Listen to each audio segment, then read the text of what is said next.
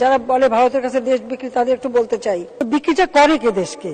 করে গেছে তো খালেদা জিয়া, করেছে এরশাদ সাহেব, করেছে জিয়াউর রহমান, এরাই করে গেছে, আওয়ামী লীগ করে না। বাংলাদেশ ৭১ সালে স্বাধীনতা অর্জন করেছে, আমাদের মিত্র শক্তি ভারত। আমি দেখতে পাচ্ছি যে কিছু লোক ইতিমধ্যে আমার ভারত সফর নিয়ে নানা রকম কথা তুলেছে।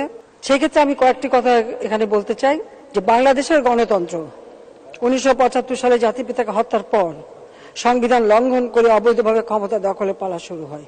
সেখানে গণতন্ত্রটা ছিল কোথায়? সেখানে তো মিলিটারি ডিক্টেটরশিপ ছিল।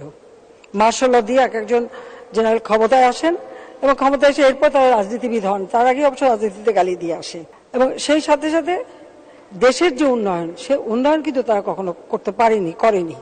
এটা হলো বাস্তব। মানুষের কোনো ভাগ্য পরিবর্তন হয়নি, কিন্তু যারা ক্ষমতায় ছিল তাদের ভাগ্য পরিবর্তন হয়েছে, এতে কোনো সন্দেহ নেই। আমার ভারত সফর নিয়ে আমি দেখি আমাদের বেশ কিছু বিরোধী দল নানা ধরনের কথা বলে বেড়াচ্ছে। অবশ্য এটা আমি যেদিন থেকে সেই ৭৫-এর পরে আমরা তো দেশে আসতে পারিনি, তখন যে মিলিটারি ডিক্টেটর ক্ষমতা দখল করেছিল, সেই রাতের অন্ধকারে তখনকার রাষ্ট্রপতি সাহেব সাহেবকে অস্ত্রের হাতে, অস্ত্র দেখে তাকে ক্ষমতা থেকে সরিয়ে দিয়ে নিজেকে নিজে রাষ্ট্রপতি ঘোষণা করে ক্ষমতা এসেছিল। নির্বাচন নিয়ে যে খেলা, নির্বাচন নিয়ে যে কারচুপি, তখন থেকেই তো শুরু। প্রথমে হ্যাঁ না ভোট, হ্যাঁ বাক্স পাওয়া যেত, না বাক্স নাই। তারপর আবার রাষ্ট্রপতি নির্বাচনের নামে একটা প্রহসন, সংবিধান লঙ্ঘন করে, আর্মি রুলস অ্যাক্ট লঙ্ঘন করে যিনি সেনাপ্রধান তিনি রাষ্ট্রপতি পদে ইলেকশন করলেন। তারপরে সেটাকে নিরপেক্ষভাবে আবার অনুমোদন দেওয়া হলো। এরপর আবার রাজনৈতিক দল করা এবং আওয়ামী লীগের অগণিত নেতা কর্মী, সেই সময় তাদেরকে গ্রেপ্তার করা, তাদের উপর অত্যাচার করা, তাদের নির্যাতন করা হয়েছে। এবার বারবার কিন্তু আমরা নির্যাতনের শিকার হয়েছি।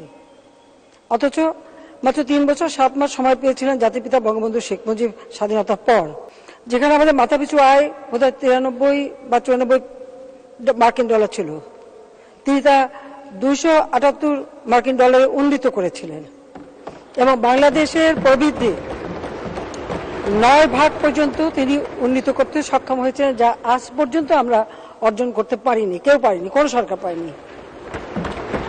মাননীয় স্পিকার, একটা যুদ্ধ বিধ্বস্ত দেশ, একটা প্রদেশ, তারপর সেই যুদ্ধে ভয়াবহ অবস্থা, ওই অবস্থার মধ্যেও এই দেশকে, সেই যুদ্ধ বিধ্বস্ত দেশকে গড়ে তুলে তিনি বাংলাদেশকে স্বল্পোন্নত দেশের মর্যাদায় অধিষ্ঠিত করেন। জাতিসংঘ সেই স্বীকৃতি দিয়েছিল।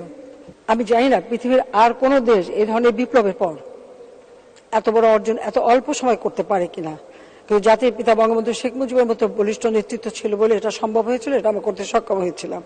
যাই হোক, আমাদের মহান মুক্তিযুদ্ধে ভারত আমাদের সহায়তা করেছে, আমাদের ১ কোটি শরণার্থীকে তারা আশ্রয় দিয়েছে। মুক্তিযোদ্ধাদের ট্রেনিং, তাদের পাশে থেকে সব ধরনের সহযোগিতা।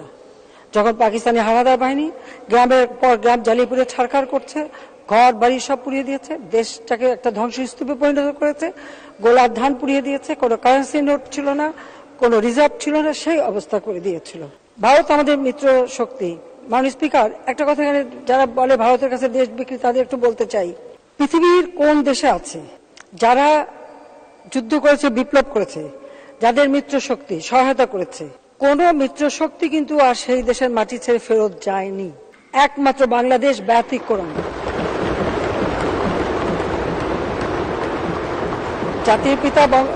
জাতির পিতা বঙ্গবন্ধু শেখ মুজিবুর রহমানের মতো বলিষ্ঠ নেতৃত্ব ছিল এবং ওদিকে ইন্দিরা গান্ধী, তিনিও স্বাধীন চেতা ছিলেন বলেই যে মুহূর্তে জাতির পিতা বলেছেন যে সৈন্য, ভারতীয় সৈন্য ফেরত নিতে হবে, সেই মুহূর্তে তারপরেই কিন্তু সেই ভারতীয় সৈন্য ফেরত চলে যায়। এই দৃষ্টান্ত কিন্তু পৃথিবীর আর কোনো দেশ দেখাতে পারবে না। আমরা ২০০১-এ আসতে পারিনি, কারণ এখানেও একটু বলে রাখতে চাই কেন আসতে পারলাম না। এই কারণে আমাদের গ্যাস আমেরিকান কোম্পানি উত্তোলন করছে, সেই গ্যাস তারা বিক্রি করতে চাইলে ভারতের কাছে। আমি সেটা আপত্তি করেছিলাম। নির্বাচনের আগে এটা নিয়ে অনেক কিছু হয়। যাই হোক, খালেদা জিয়া গ্যাস বিক্রি করতে রাজি হয়ে যায় এবং সেইভাবে মুচলেকা দেয়। আমরা ভোট বেশি পেয়েছিলাম, কিন্তু সিট আর পেলাম না, সরকার গঠন করতে পারলাম না, কারণ আমি গ্যাস বিক্রি করতে চাইনি। তো বিক্রিটা করে কে দেশকে? করে গেছে তো খালেদা জিয়া, করেছে এরশাদ সাহেব, করেছে জিয়াউর রহমান, এরাই করে গেছে, আওয়ামী লীগ করে না।